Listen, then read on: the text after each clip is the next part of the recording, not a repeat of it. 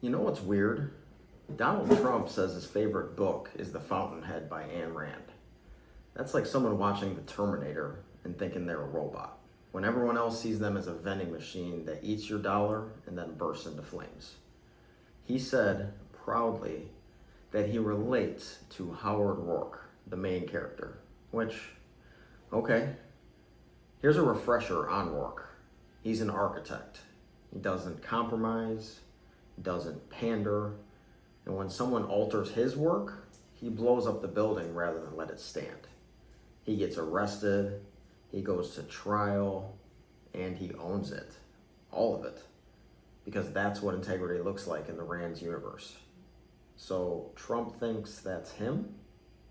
The guy who bankrupted a casino, slapped his name on steaks, water, wine, NFTs, and a university, and then blamed it all on everyone else? That's not Roark. That's Peter Keating flunking a branding class at Trump Tower.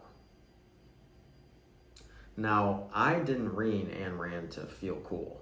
I read her because she saw something coming. Atlas Shrugged didn't make me a capitalist. It made me aware. It predicted what happens when power outpaces competence, when people stop creating value and start consolidating control. Sound familiar? Because right now, we're watching a guy claim to worship Roark while turning public service into a brand extension. Rand's whole deal is you build it, you own it. You break it, still yours. So this clip is... No, I don't take responsibility at all. awkward. Roark took the fall for a building someone else compromise. Trump can't take the fall for his own cabinet picks. And he's not just dodging responsibility, he's manufacturing obedience. Trump doesn't ask for competence, he asks for loyalty.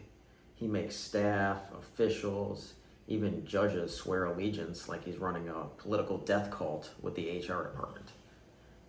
That's not Roark, that's Wesley Mouch running a government game show where the only prize is blind obedience. Roark didn't hand out loyalty oaths, he didn't demand applause. He built and let the work speak for itself. Trump builds echo chambers, then fires anyone with the nerve to tell him he's fucking nuts. Let's be clear, Rand's heroes suffered, stood alone, and owned their fates. Trump claims to be that guy while outsourcing the blame and licensing the fallout. He's not Howard Roark. He's Mr. Thompson with a personal merch store and had to buy X so that he's not banned from his Twitter. John Galt's speech, not the whole thing, unless you've got a spare weekend and a tolerance for monologues. But here's the essence. I swear by my life and my love of it that I will never live for the sake of another man or let another man live for me. Rand champions individual responsibility. No handouts, no scapegoats, no shifting blame. Now here's Trump in 2025. Don't you need to uphold the Constitution of the United States as president? I don't know. Galt takes ownership. Trump takes cover. Rand's heroes elevate the competent. Trump fired 17 inspectors general just for being too independent. Not corrupt, not incompetent, just not obedient enough. You want me to become a tool for the satisfaction of your needs, but I am not a servant of your welfare. That's Galt. Trump's 2025 version, we need people who are loyal, not people who think that they know better. Cool. Galt fought for independent thinking. Trump fired it and gave it a Fox News segment. Trump's Schedule F rule change let him fire anyone who disagrees and replace them with whoever smiles the longest during orientation. Do not let your fire go out in the hopeless swamp of the not quite, the not yet, and the not at all. Trump's version, slashing education, AmeriCorps, and research to make room for a golden dome.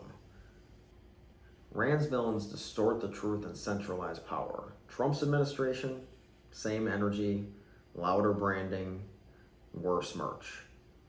All right, let's draft Trump into the roles he actually earned. James Taggart inherited everything, produced nothing, blamed everyone when it collapsed. Trump inherited a fortune, lost money running casinos, and turn a national budget into a loyalty pledge for billionaires. James Taggart ran a railroad into the ground. Trump tried the same thing with democracy. Wesley Mouch, bureaucrat with no core beliefs, thinks government should reward loyalty, not results. That's Schedule F. Fire the qualified, promote the loyal. It's not governance. It's cronyism with a security detail. Dr. Floyd Ferris, fearmonger, punishes competence, rebrands dissent as treason. That's Trump's DOJ. Mr. Thompson, head of state, no plan. Just wants to stay in power long enough to cash the check. Trump's not Roark. He's a real estate pitchman selling political collapse as brand synergy. He didn't become one of Rand's villains, he became all of them. And then stood there claiming he's the hero because he once saw a blueprint and said, make it gold. If Ayn Rand were alive today, would she see Trump as Howard Roark? Or would she say, oh, no. That's Taggart, Mouch, Ferris, and Thompson, with a racist following on X, trying to convince people white apartheid is a thing. The actual heroes? Let's talk about who actually earned their power in Rand's world. Dagny Taggart ran the railroad, showed up, fixed the tracks. Trump tries to sell the bridge on Truth Social and blames the Bureau of Land Management. Hank Rearden invented Rearden Metal, took risks, said it's mine. Do you understand that word? Trump, he blames the system if the vodka line flops. Francisco, he's a trickster, destroys corruption by exposing it. If you saw Atlas, what would you tell him to do? To shrug. Trump read that and thought, sounds like a gym I could license. Rand's heroes don't whine, they don't make excuses, and they don't blame the staff. They build. The final irony, Trump says he loves Rand, but he is every villain she ever wrote. He skipped the heroes and built a cabinet out of Taggart, Mouch, Ferris, and Thompson.